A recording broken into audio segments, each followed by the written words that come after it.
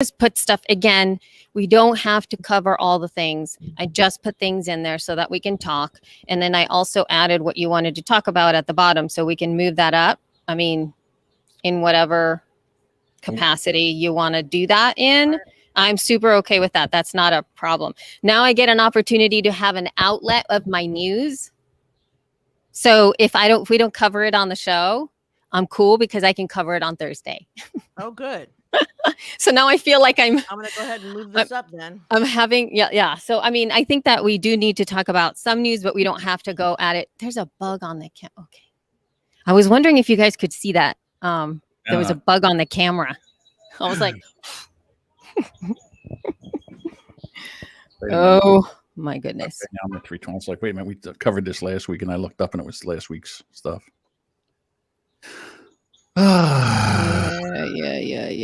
Yeah. So yeah, we can just move it to wherever you want, and then we can take it from wherever. And we just have swell. Am I correct? Yeah. Okay. We're done with pod page. I think so. Last week said 4. Pod page was 4. Right. Yeah, I've been keeping track in there. So who else did we have? Hey, look, we got 3 peoples. We got the peoples is here. Yeah. Oh, we got the peoples. Peoples are here. 3 of them. Peoples. What's up, peoples? Party peoples.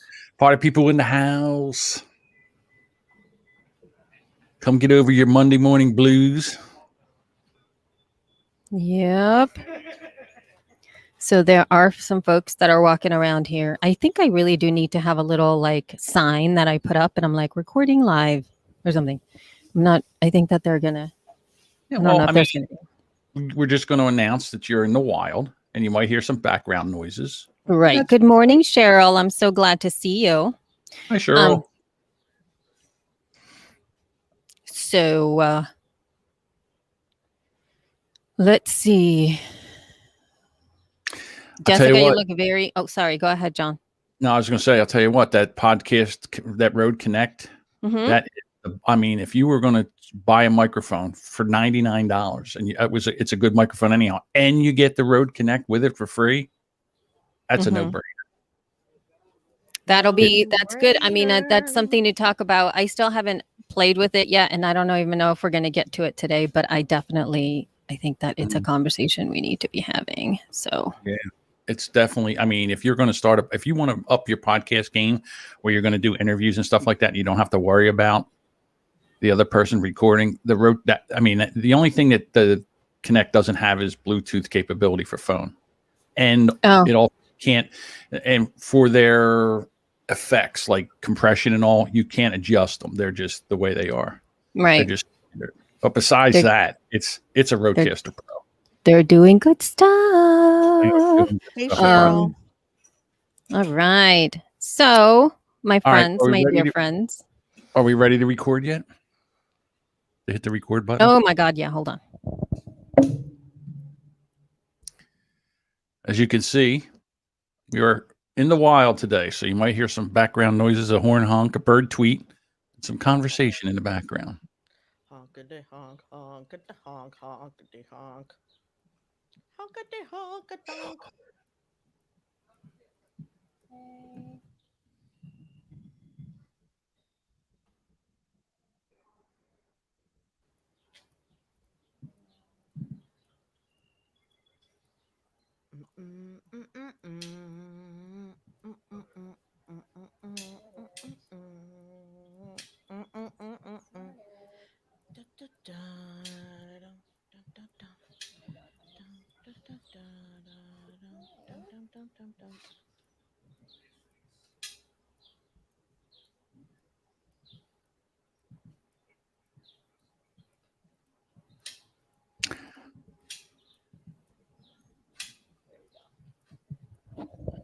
Okay.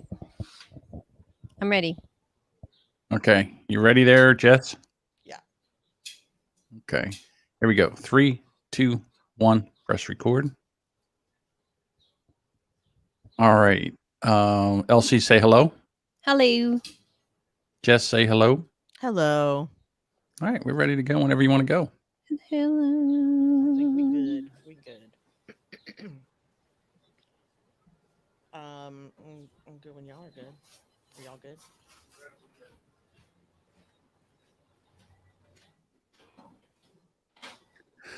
All right, tell me when you want the music.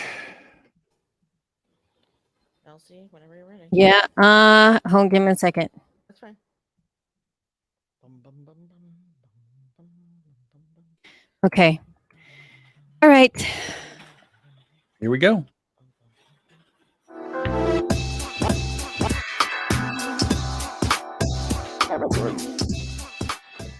Hello. Welcome to episode 323 of She Podcasts. I am your co-host, Jessica Kupferman. With me, as always, power to the people, Miss Elsie Escobar. What's up, Hello. everybody? Party people! And of course, our beloved and invisible producer, John Jamingo. Hello. Hello, everyone. Hey, listen, I didn't tell you about this, but Uh-oh. I would like to have a little segment in the beginning of the show, and it's called Soundbite of the Week. Mm-hmm. This is where my God. during editing, I get a little scrumptious bit of audio from one of the two of you or me. Not that I ever have Scrumptious. scrumptious. And the first one I have is of Elsie, and it is this. Jess, I have naughty thoughts.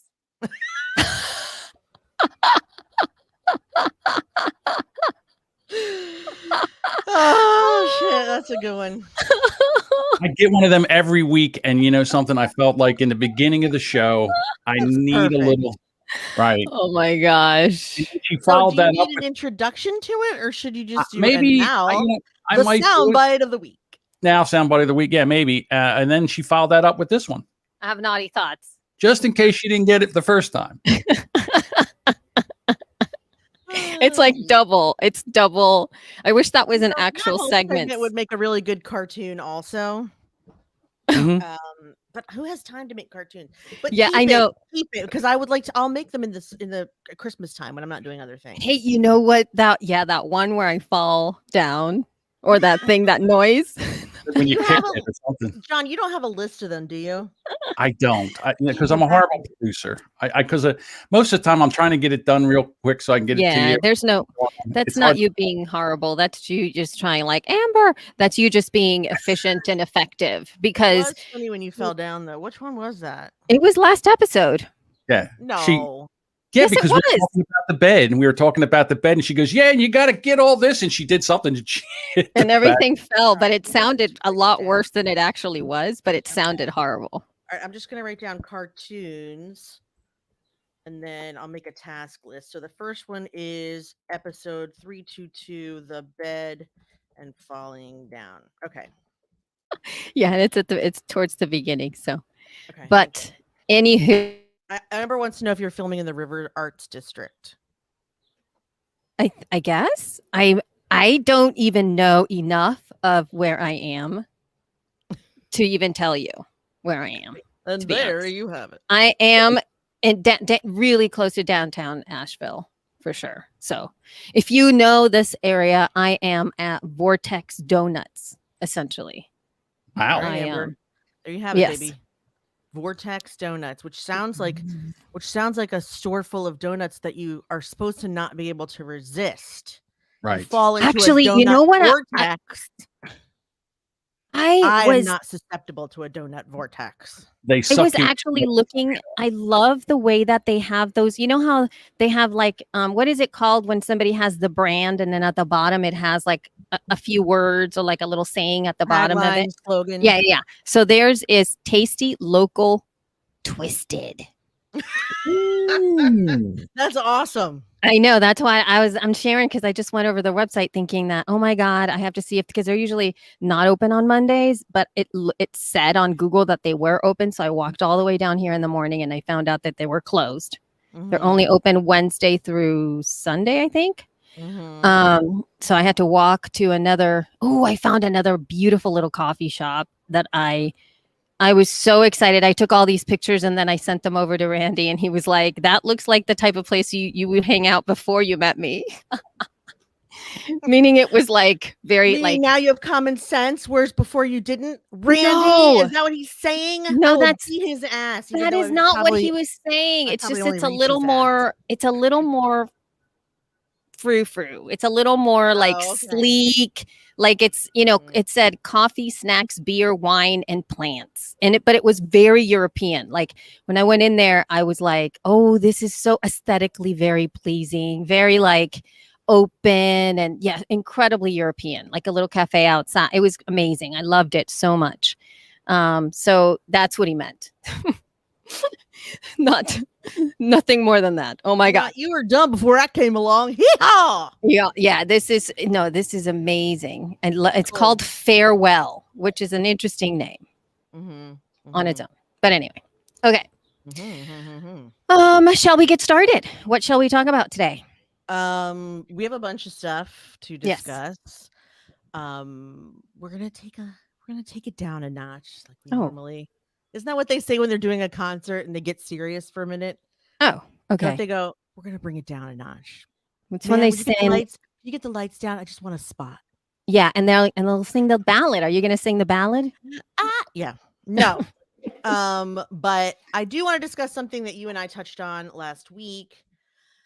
So every year as podcast movement comes to town, regardless of what town or if I come to that town, about a month prior, I start having panic, like clothing panic. And I just start having, well, according to Scott, I just start buying everything in sight. Like starting from like a month, like for 2 weeks, I buy like makeup, shoes, dresses, hair things. I fuck with my hair. This is when I got a mohawk. This is when I dyed it blue.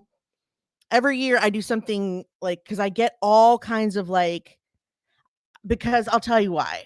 Because I'm going to be in a room full of industry people, and I'm not a corporate person, but I feel on some level like I should either look like one, sound like one, or that I should do the clean opposite and be as like freelance looking as possible. But this year I can't really do either one, because this year, in 2019, we started a business. It's now a business with a business bank account and everything.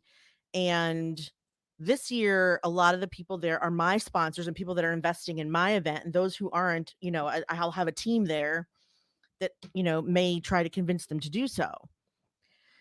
So I started buying the things already because like, that's just what I do. And I don't know how to, like, I never really know how to dress, but like, I do something different every time. So like I've bought the work dresses, I've bought the t-shirt and jeans outfits with blazers. And like most people would advise you just be yourself. Well, I am like a little bit of a chameleon. I change, not myself, but like I change my brand of chic depending on where I am. There's like disheveled chic, there's grandma chic, there's Oh my God. there's pool chic, there's Jewish mother chic, there's all the chic. So like it's different every time. But this time I also want to be like, there are some people that I want to, be able to convince that it's a good investment, that it's serious, and I don't exactly know how to dress for that. So so now I'm getting advice from some of the watchers saying go for comfortable because it's such a long day, and another one that says you already dress appropriately, and then the Kel and Dead Kennedys shirt. This is a good idea with only Doc Martens though, but they make my ankles look fat. No, I'm just kidding. I that's not a bad outfit either. Oh my I have God. decided on something called a sheath dress, which is neither. I mean, it basically is like a. I don't want to say like a sack with sleeves, but it's like a straight, slightly looser dress with different types of sleeves, and you can either wear sneakers with it, or sandals, or heels, or you can dress it up with jewelry, you can dress it down, and there's like a variety of those, plus jumpsuits, which I always think look cute on me. So, but this is not about what I'm going to wear though. It's much more about how to behave And that is really, I think, the worry, because I'll look how I look. I mean, I've done all the things to look however I'm going to look. I can only look like what I look like. I dress up, I clean up, I know I'll look fine. But it's also about behavior. And like when Elsie and I were talking about this the other day, you mentioned that, you know, well, she had just come out of a meeting where, you know, she said that, you know, there's lots of masculine energy, and I felt like I needed to like, you know, have some infused into me, because when I think of masculine energy, I think of just balls out confidence and charm. And I have those things, but I don't know if I can have those things in this situation when I want something. I have those things when other people want something from me. But I start to stutter and stuff when I want or need something. I become apologetic, I become nervous, I become too nice, firstly and foremostly. So like I started looking at all these like floral dresses, and I was like, no, no, no. I don't want to look cute. I don't want to look pretty, because it makes me look like a doormat. That's doormat dress. So But I don't know, first of all, why it has to be associated one with the other. And then secondly, like I don't want to wear anything that makes me feel like, hi, do you know me? We met on the phone. How you know? You know, I want to be serious and confident. I think that if I may interrupt a little bit. Go for it. Okay. So I'm not going to address I think that there's two things. There's one of them, which is our own perception of ourselves and what makes us feel comfortable just as humans, right? So there's that. Yes. There's that conversation that you, I think, are the one that's going to have to answer that for yourself. Yeah, I can answer that. So go on first. Moving into the conversation around being in a room where you feel like, you know, you're having these powerful conversations with people, and then you start feeling like you would like to have a little bit more of that masculine energy in the positive sense, right? In the real positive, right, not this is aggression, a strong like confidence and, you know, clear in some ways in terms of that. And it isn't even that I'm not confident. What it is that I'm not usually in someone's face. Right. Like, and then I can be confident on Zoom very easily. Like, I'm confident when I talk to people. I'm not confident wandering around an exhibit hall looking like I'm, you know, interested in something. Right. And so again, I'm just going to give this to you that that's something that I constantly remember every time I teach the folks that I teach, and it started when I started to teach yoga, because when I started to take the seat, because that's what you're doing now. You're taking the seat. You are taking the seat of CEO. You're taking the seat of leader. You're taking the seat of impact maker, right? So whenever I took that first seat, I honestly, the first thing is when you sit up there, I was just like, I don't know enough. I'm gonna hurt these people. Who am I to be up here and having these people come in the room? I'm gonna fail. They're gonna make fun of me. Like, all of the things started to come out in my head. And I remember distinctly my teacher in the past said that when you take the seat of the teacher, you are there as a reflection of all of those that have given everything that they have to you. And also the fact that you are there to represent the people that cannot be there.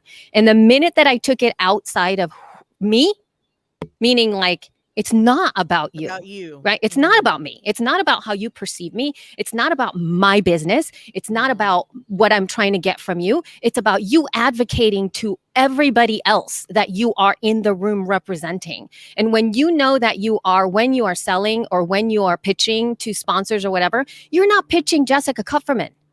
No, you're pitching our women. And in that sense, if you think like, if you remember their names, if you remember those people, if you remember, because I guarantee you that, and any time that you've connected fully with, you're a huge advocate for so many different causes that come out in the world. And if somebody is going to put a mic in front of you and say, you need to advocate for, you know, insert person who is suffering at this time, or that is totally not okay, that they were overlooked or whatever, I guarantee you're not going to be sitting there going like, I wish I could be confident to speak about this. You will just do it because that's who you are as a human. So if you have somebody in your head that you're speaking up for, not you, not me, but one of the women that have gotten so much from what we're like maybe doing. Suzanne, who was And there, it's never like, been to a conference before, right. or Shaletta, who started her whole network. Exactly. And you think like you're there because voices like Shaletta's voice need to be out there. People like, like we have in here, even Jenny Wetter, that she's like doing stuff for other women out there and getting her message out to understand that those women they're still not being heard. Yeah. Nobody's hearing these voices. We're not getting the light that we need to be getting into the things the work that we're doing. You're advocating for all of us. And if you start to turn it about it in that respect, it isn't about you, Jess. And so that's why when people start to like even resist back, how dare you not recognize how important what we're doing is, That's exactly how I feel. Oh, you don't want to support women and underrepresented voices? Why don't I tell everyone? No, but I know. And I know like, that's not good karma. I'm going to go ahead and put that right out of my head. But I think that's part of not it, good. There is a sense of being able to, instead of, and I think that this is a conversation that happens all the time. And I know Erica Corday and India Jackson, who both, I love both of those women so very much. Like Erica just actually posted about this. When when do you call people in and when do you call them out? And how do you really move forward in those conversations, right? Because there is a point when you do call people out, but usually it's not where we are triggered to do it, right? It comes at some point, but calling people in is something. What's going on? Why are you laughing? Tell their mom. Troy wrote, tell their moms. Yeah, I know, right? I mean, that seems very simple. No, you know what? I think a good way to do it is to make sure that that your sponsor page is very clear. These are the sponsors that have made an effort to support women's voices this year. That's Absolutely. calling out without calling out. Yeah. The other thing that Elsie and I were talking about, now I'll be interested to hear what you live watchers will think about this. But like I was telling her about how when I was younger, so I've had in-person, they're called outside sales jobs for a while. I used to sell advertising for the newspaper here. My boss was about 6'2", and my coworker, Ken, who was like 3 years younger than me, was also like 6 feet. And when our boss would come in our office, we would stand up so we could talk to him. And like, he mostly just talked to Ken because they were up here. They were like a foot. I'm only 5'2". So they would talk to each other up here. And I'd be like, are you guys gonna, hey, I have something to say. Hey, down here. Hey, what are you doing? So after a while, I started wearing I wore platforms everywhere. I wore platform sandals, platform Mary Janes, 4-inch platforms, like a psycho, just so that I could look and appear eye level. Right. It was. You should have had a box when they came in. You just pulled the box. Oh my God! Could you imagine? You're carrying your own little box. You're like, you put it down. You're like, a little stool. But but then there's also like, I've also had times in my life, like, okay, so when I was selling that advertising, they were used to being sold to by a man because men work in the newspaper. So I used to zhuzh it up a little bit. Like I used to show a little cleavage, have a little bit of a shorter skirt, because I felt like it gave me, they listened to me better when I was like fancier. And like, I was telling Elsie also, like, I used to do these experiments when I would go to job interviews where I'd straighten my hair because I feel like they were taking me more seriously. Like I'm taken more seriously when my hair's not curly. I'm taken more seriously when when I was a kid, I thought it was when I was not wearing glasses. Now maybe it's when I do wear glasses, but I used to feel like people were nicer to me when I wore my contacts, and I would do these little social experiments inside my head. And I think some of that is happening too. Like, how can I be tall enough? How can I look like the person that's, I see Lena saying, you're just gonna, you wear the same thing you were wearing before because you were killing it, or they're not gonna, guys, I know that they're sponsoring our event and not my glasses or my hairstyle. But I also know that these are subconscious biases. They're not thinking, dude, she's wearing glasses, I'm not paying attention to her. Fuck that shit. I just think that they subconsciously would rather talk to someone that looks like this than someone that looks like this. Because fat people are considered lazy, because fat people are considered sloppy, because people with curly hair are considered crazy, because people with glasses are nerdy, because Jewish people are obsessed with money, because short people, have to run and jump to get on their own bed, whatever it is. I know they're there. I've had to deal with all of them on some level, whether it's been conscious or not conscious. And again, I'm telling the audience because telling Elsie is useless because she has none of those. I'm sure you've had to deal with. I agree. I mean, I think yeah. this is something that it's something that I have great privilege on my genetics that I wasn't really ever called out for any of these things. Mind you, my personality is slightly different because I've never been one that wanted to fit in. But at the same time, I also have the privilege of being able to wear whatever the hell I want in whatever style I want. And I've never gotten my hair cut. Like I got like you know what I mean? There's so many different things about me that people like just, yeah. But what I'm saying is like, it is, people would roll their eyes like, oh, right. Like I haven't had that problem. I get it. So I like to take over a room when I go in the room because I know that I can. And I have, just because I happen to have that bonus feature, which I know how to dress myself. I know how to do it. So it's incredibly eye-opening to me too, because of the fact that, again, those biases that we might have that are unconscious biases, or the privileges that we might have that are unconscious privileges. The fact that I didn't even have any idea that it was hard to shop when you are not my size. Oh my God. It's right? only now just becoming easier. Yeah. Luckily, I became fluffy in a world that was starting to know that fluffy people need nice dresses too. So it hasn't been a complete disaster, but I mean, it's been damn close. I'm not going to lie. It's hard. But all I'm saying to you though, Jess, is that you're right, that there's a lot of folks that it's like, I don't know what that's like.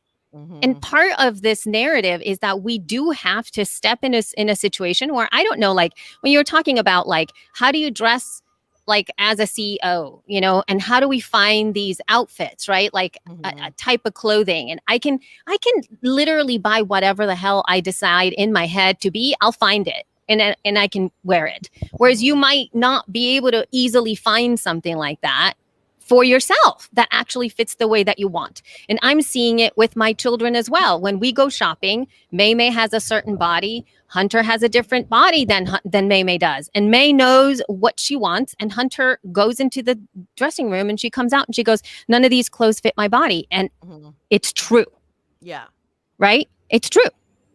So you have to be able to understand that all of those things that we're working against. And my hope is that at least in podcasting as it stands, the entire reason that podcasting, I feel, has the power that it does, is that it actually allows, or was founded with the folks that never fit in the first place. The ones that want to do it their way. The ones that aren't fitting the mold of what media or even culture looks like.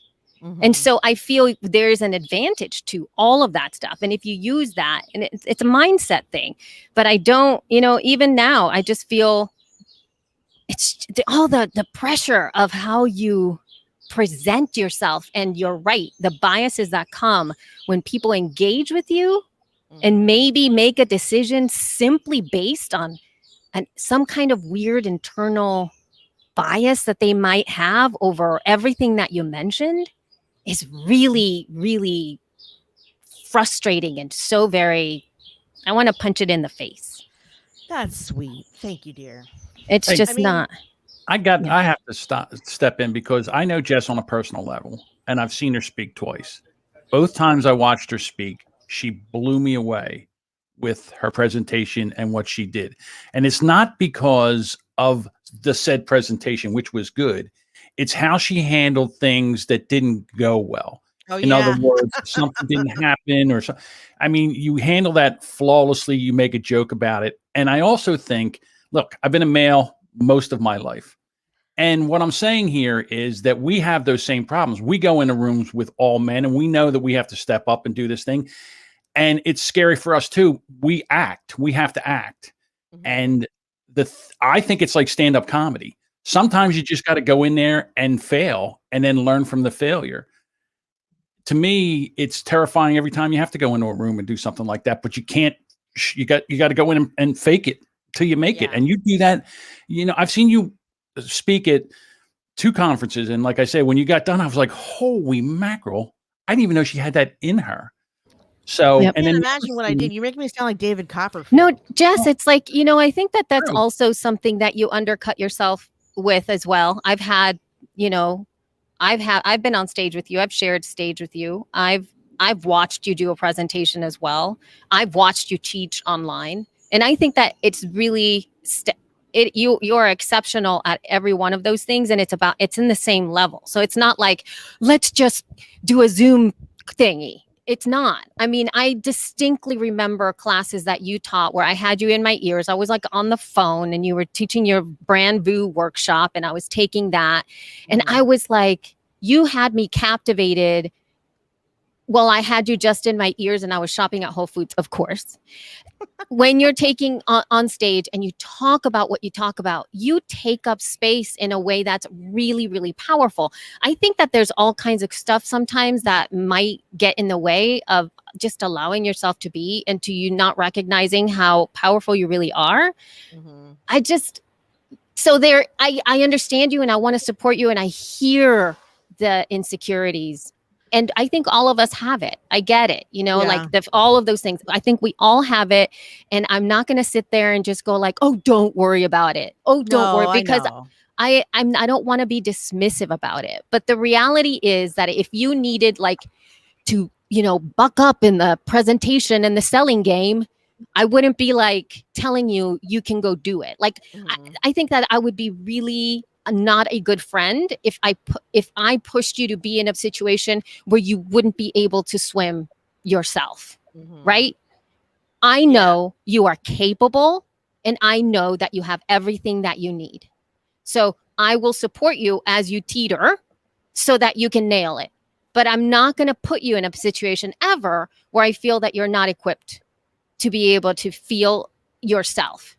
I feel at this point, it's the mind crap. And, I've seen it every time every time you're going into an event, we have these conversations about the same stuff. But never about feminine and masculine energy. Never about like CEO energy. But yeah, definitely about appearance. And then let's go past the appearance. Like, let's just say that I agree with you all and believe you that it's all in my head and that I should step into my power, as they say.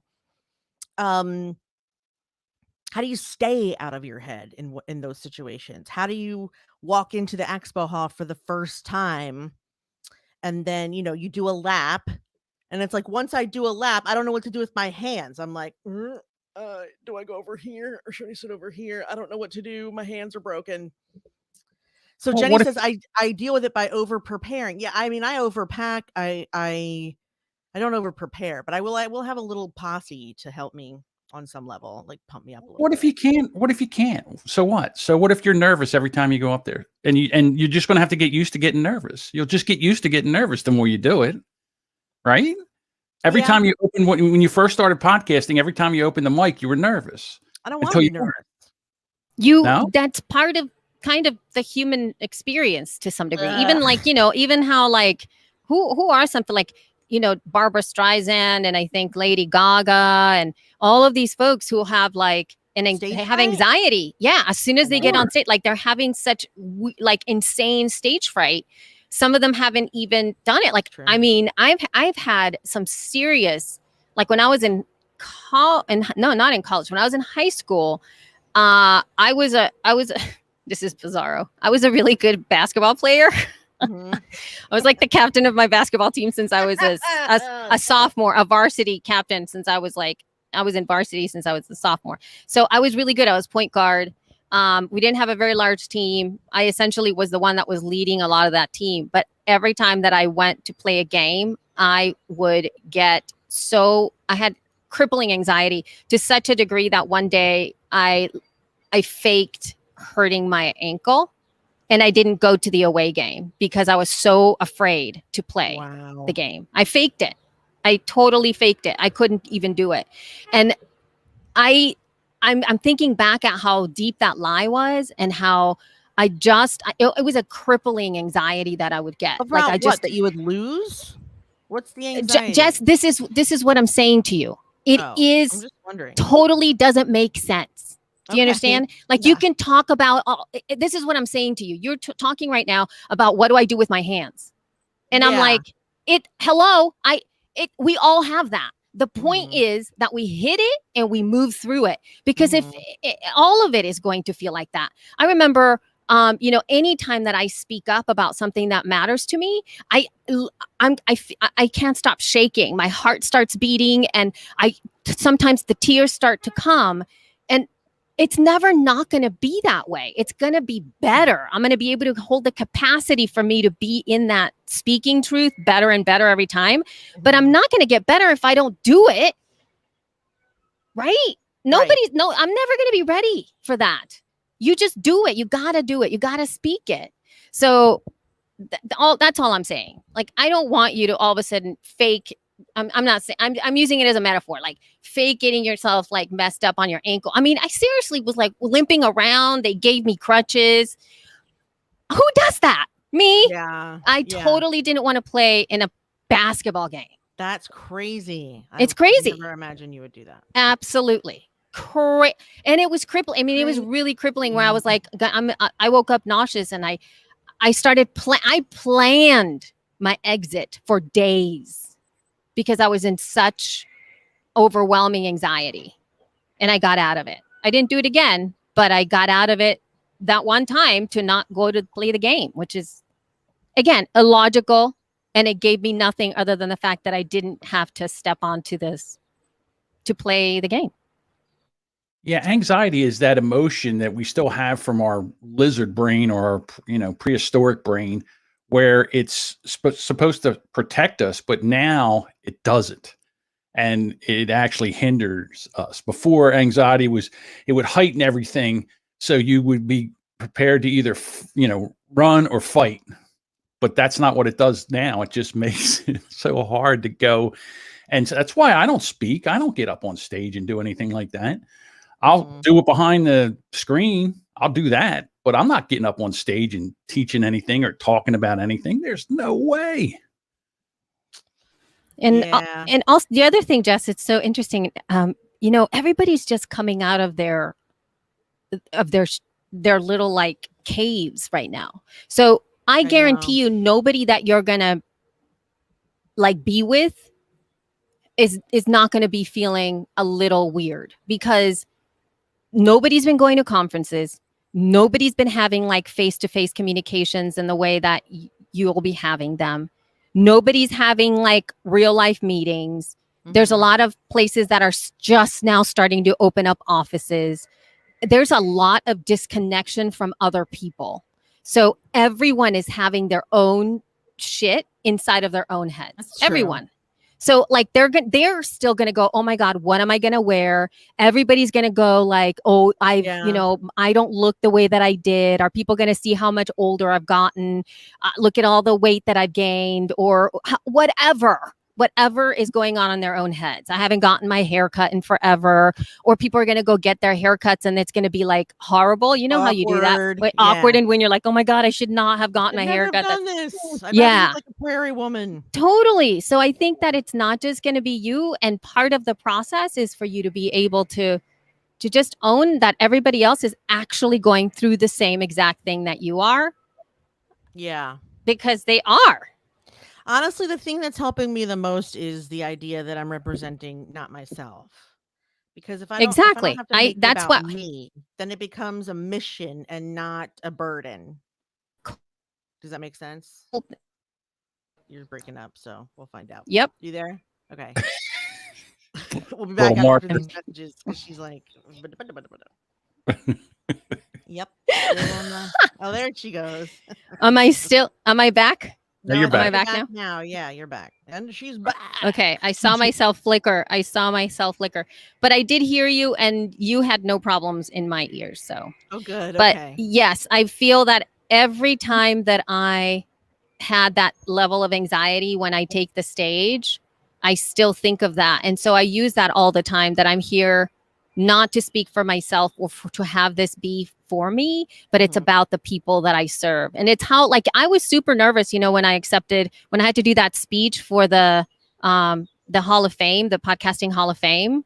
I was so scared. I was so scared that I totally dismissed, like, I wouldn't let myself get to, because it's like, when you're dealing with anxiety, there's a line you don't cross, because if you let your brain go over that line, you can't get it back easily. Like, it's gone. It's like in a completely irrational place. So I've known now how to navigate that. And for me, it's pure avoidance. It's like, nope. Like, I don't even let the thought go there. Like, I have to have a hard stop. Like, it won't go there.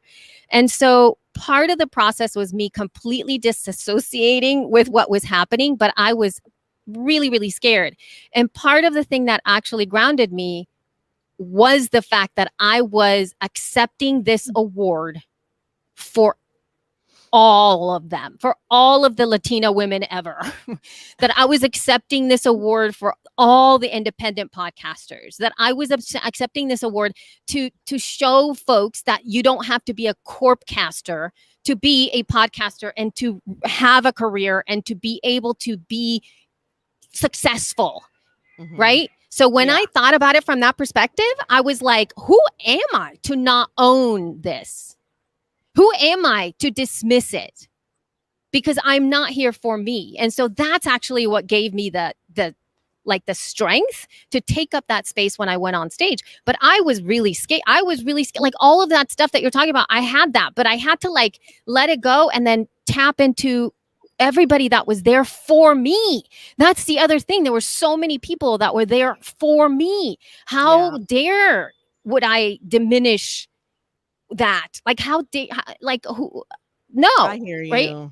So that night I was on Facebook looking all over for the speech because I knew that somebody would broadcast it live. I was anxious for you. I was nervous for you. I'm were? Like, yeah. I'm like, please don't cry. Please don't cry. And I did. Not too much, but I did cry. Yeah, a little bit, but I'm just saying. And I'm like, because I wanted to see that. I mean, I can't tell you, like, I have a lot of friends that have won those awards and stuff like that. And every time I'm like, oh, I always go watch the speech and I'm rooting for them. And I'm like, but I know that how much it means to them. And you're afraid like something will happen. But so far, whoops, here's my ride. Oh my gosh. My dad's joke.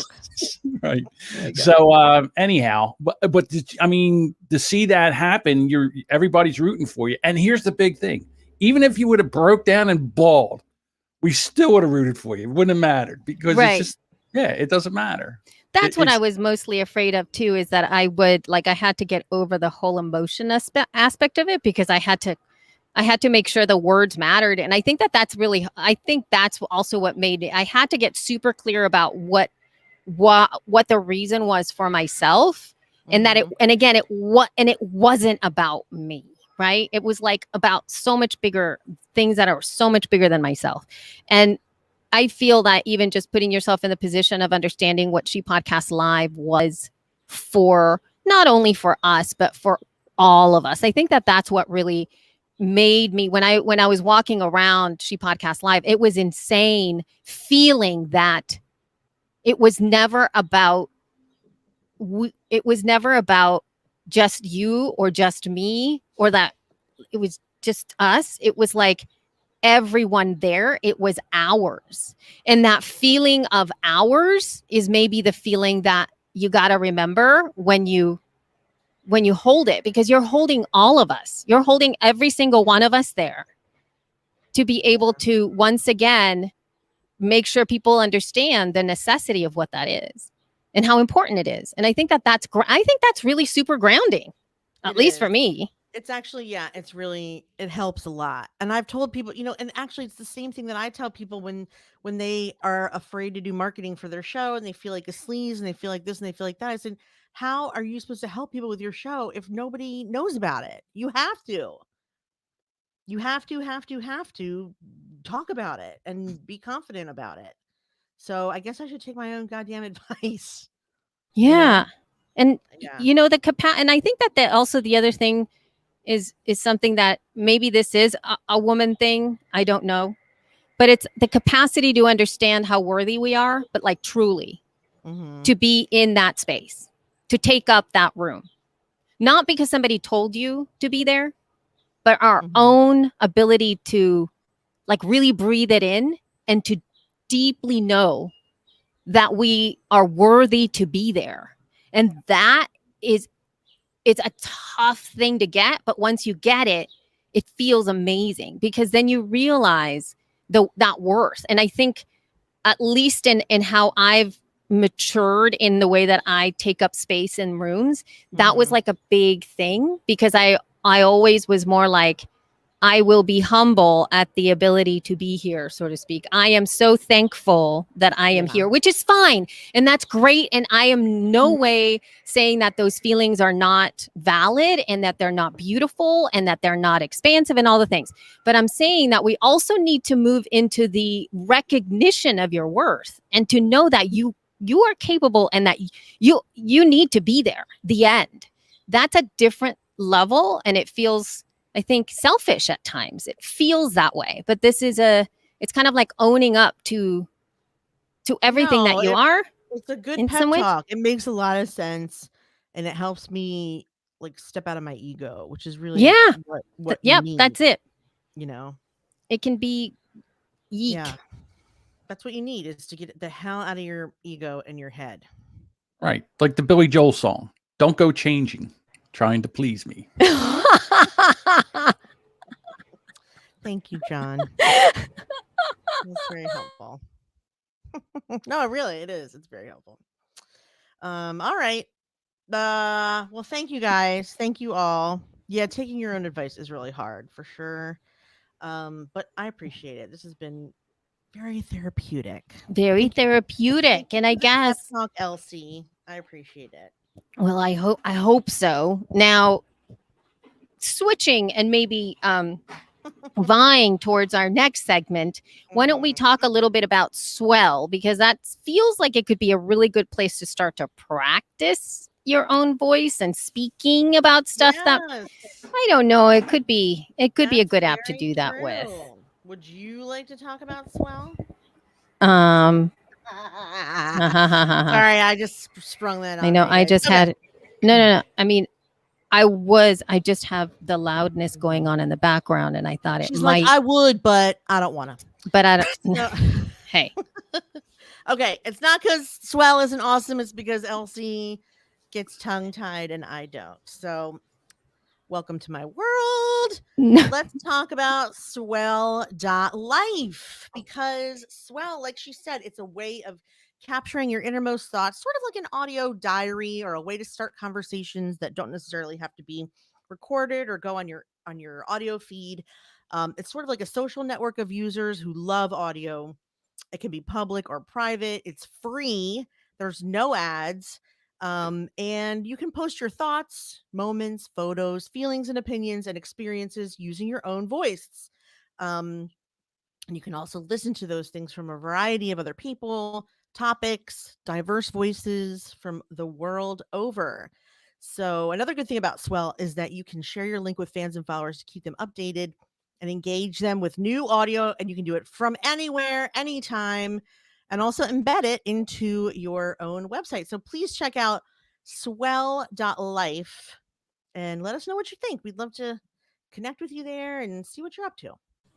it's so good. I'm so glad, Sheila.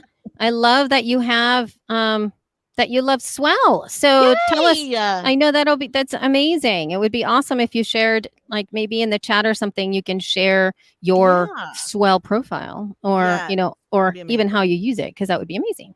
Yeah, let us Yay. know. Or you can I always know. send I us a love message. that.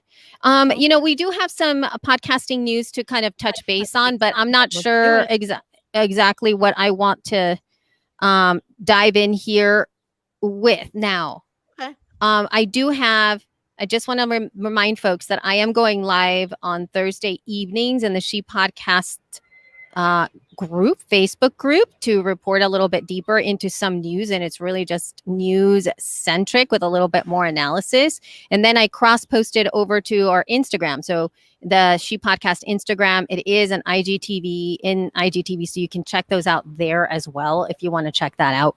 But I kind of want to just touch on two big things that were released, and I'm not quite sure what to think about this as of yet, and they both involve the company called Automatic with two T's at the end. Automatic is the parent company of WordPress, and that would be wordpress.com. And so first, all of a sudden, last week, this was in our show notes, we didn't talk about it. There was like a report that Castos which is a hosting provider that was powered by WordPress, they were acquired for $756,000. Yeah. Automatic bought them. So, and they were, yeah. So that was that. And I was a little like, okay, that kind of makes sense. Like, you know what I mean? Because I feel like WordPress, as it started to, when you go to WordPress.com, you can do almost everything inside of that. Like they have all the bits, like you can escalate it. Like if you start for free with your blog, but then like, if you want to like add custom URLs, or if you want to do, add widgets, or, embed iframes and all that stuff, you start to pay for it. And there's like all this stuff. And so now they've got like hosting. All right. So that was interesting. I'm like, okay. And Castos hasn't been around for that long. They are a relatively new player when it comes to the podcast hosting ecosystem. And then just as of last week, then we find out that they purchased Pocket Casts. What? And so I'm a little like, this was the one that I was like, I can't understand it right now. But then maybe, I don't know. What do you think? I mean, I know you're not really into like all the news stuff or anything like this. Usually I have an inkling. And usually I have I go, oh, like I have some kind of insight. But this one really surprised me. And I don't know. I'm not sure. What do you think? Why would WordPress.com buy Pocket Cast? Because they want their creators to start somehow creating audio and syndicating it. That's the only thing I can think of. Yeah, but it's like, I guess, like it would be like a private destination type. Like maybe if I started to think about it from the perspective of what like Stitcher is doing, right? Or Spotify, where I don't know. There's like a certain like premium offerings. That seems bizarre though, because it's like. But have they bought like content like have they bought like no space or anything like that? They don't have any way for you to make your own thing. What do you mean? Your own? Like Spotify, they don't have a way for you to make your own website. Like a WordPress is like a way for you to. Well, WordPress.com does. If you sign up for WordPress.com, it's a free website. No, I know, but I'm saying I'm comparing WordPress to Spotify. They don't have the same. Oh, I see. Spotify has its own app. They don't care what you do outside of creating audio, but right. WordPress is now trying to pull their people in for a price. It's a way for them to make money in a what seemingly hot space, Yeah, I don't know how they're going to marry that in their marketing though, or how they're going to pull people over who have never. I think their goal is to pull people over who don't do audio and give them an easy way to do it somehow. It's just I don't know. I'm confused. And all I can tell you is that I just read the email from Russell and Phillips, who are the founders of Pocket Casts. And I think that this was the paragraph that sort of worried me a tiny little bit. Quote, "We're sure you have a lot of questions about what this means for Pocket Casts, and we'll go into more detail over the coming weeks. But rest assured that we don't expect you to notice any immediate changes to the way Pocket Casts works." So, end quote. So so notice any immediate changes to me was like, oh, what? So it feels to me as if obviously there are going to be changes, and the way Pocket Cast works, which makes me feel like things are going to change. Yeah. Because they're like, not yet, though. Not yet, but it's the way that it works, right? Because there's a lot of companies that have acquired other companies, and they usually come in and go like, yes, we're happy to let them in, to have them be part of the family. Nothing is going to change with them. They're going to keep doing their thing and their own whatever and doing, there's a lot of that has happened, which a lot of the time you see things working in parallel, and there are some integrations, but it's nothing huge. This for me feels as if there are things coming, and possibly with maybe Russell and Philip exiting, like, You think? Yeah, like maybe just leaving Pocket Cast with Automatic, and then having a different leadership team take it over, and then they'll step away and move on. That's kind of my sense that I got. Mind you, that's like one sentence, and I got all of that information in my own head because of that one sentence. Yeah. I don't know. Maybe they're going into competition with Anchor. They have all the elements now to be an Anchor. Yeah, but Anchor's free though, and I'm not sure they're going to make Castos free. I may be wrong. I don't know if they're going to keep it free. There's just it has to be an upgrade. I mean, everybody wants WordPress.com because it's one of the strongest ways for you to start a website for free. And all the fancy things are the things that you pay for. And I think that podcast hosting should be a fancy thing that you pay for. That's in addition to, if you start your free thing and then you want all of this extra fun stuff, you have to pay for all that extra fun stuff. Yeah, but now WordPress has hosting, right? They have well, it now. That's what I'm saying. They did? WordPress.com sort of does their own hosting, but I think it's through Yeah, but I think that John is talking about podcast hosting. Is what John was talking about. That's why they just bought Castos, is what I'm saying. So I think that yeah, maybe. So they can't, even though if they want to compete with Anchor, I'm not sure they want to compete with Anchor. I think they probably more competing with something like PowerPress or something like Blueberry is more what I think about versus Anchor, because they have everything built in. It's already part of it. So, well, I mean, Libsyn has the same thing. They have, website. Everybody does, dude. There's like, all that, yeah. There's like all of these other plugins out there that live off of WordPress. Essentially, they are crafted to have podcasting in WordPress. That's like, it's huge. But that's why I'm like, whoa, they just bought Castos. Anyway, that's it for the news for me, dude. I don't have. I'm not gonna touch on base on anything else.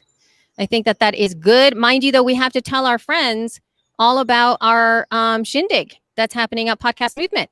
Yes, we cannot forget. If you're coming to Podcast Movement, we are having a big party for women and non-binary podcasters. It is going to be Wednesday night in the hotel Delta Ballroom, 5 to 7 p.m. We're going to have drinks and some snacks and some networking opportunities. We would love to see you there. Please go to shepodcast.com/shindig to RSVP just so we make sure we can buy enough alcohol. And oh my gosh. And also, if you don't have your Podcast Movement ticket, please buy yours and use the code ShePodcasts. Please, ShePodcast, one word, and you get $40 off of your ticket. So if you are still 2 weeks left, debating, I know. Get on it. Oh my God, it's coming. And if so, especially if you're local around-ish areas-ish, go ahead and make a road trip, get $40 off, come to the shindig, come that day maybe, and then go back home. Yeah. Do it. You have to do it. I got a question. Yes. How do you spell shindig? SHINDIG. Did I spell it wrong somewhere? Can't wait. No, I'm just trying to figure. I just wanted to make sure that I would know how to spell that. Oh my God. Yeah. SHINDIG. You're freaking me out here, man. Sorry. Dude. Okay. Oh God. All right. So thank you guys so much for listening. If you want to find us on Facebook, Twitter, or Instagram, find us at She Podcast. You can also go to our website, shepodcast.com, for all of the links that we mentioned today, as well as our show notes. And if you have not bought a ticket to our own event, She Podcast Live, please go to shepodcast.com/live and get your ticket to go. It's happening in Scottsdale, Arizona, October 14th through the 17th of this year. And we will not be the same without you. We need you there. So please come. Shepodcast.live. Nope. Shepodcast.com/live. Thank you guys so much for listening. Thank you guys so much for watching. Love you. Mean it. Bye. Okay, I love we can, Troy. How look at Troy's definition of shindig. I love is. that. it's Latin for hootenanny. That's funny. I love it. It's All right. hilarious. Now that we're All done right, here, friends. hey, real Yeah. quick, Oh yeah, I Jess, have to stop. you have Holly cats. Aren't you using her for like some of the? Yes. I am. Why would you? I mean, with between and it's they have a podcast called Fashion Crimes. Her Mhm. and Nolan. Yeah, actually, their she's personal helping me pick stuff. out clothes. Yeah. Yeah. I She mean, got me some stuff from Target. I tried it on. It looked like it was wearing me. So I'm going to return it today. And then I bought some other stuff that she, I think, agrees with. okay. So we will see. But yeah, I mean, she is helping me, but she also does some yelling. Like she's kind of like scary to talk to, but she yells at me like I told her I bought this dress. I showed it what I was wearing yesterday because it's like a relatively famous brand. I got it for cheap, and then she was like, "What shoes are you wearing with it?" And I showed her a picture of my shoes, and she wrote back, "No," in all. Well, that's what she It's does. And again, hurtful. Because she said Yeah. they're winter, not because they're cute. Not because they're not cute, but because they were like pink sneakers with like the fuzzball on top. And she was like, "Those are winter." And I was like, "Okay. I mean, they're comfortable, so I wore them." Like, I don't care. okay. All right. Anyway. I just All wondering right, if you dude. were. Yeah. Mama, All right, Mama's off- gotta Mama gotta has to go. skedaddle. All right. Okay, Slave love bye, you guys. everybody. Thank you. Hey, bye. Thank you.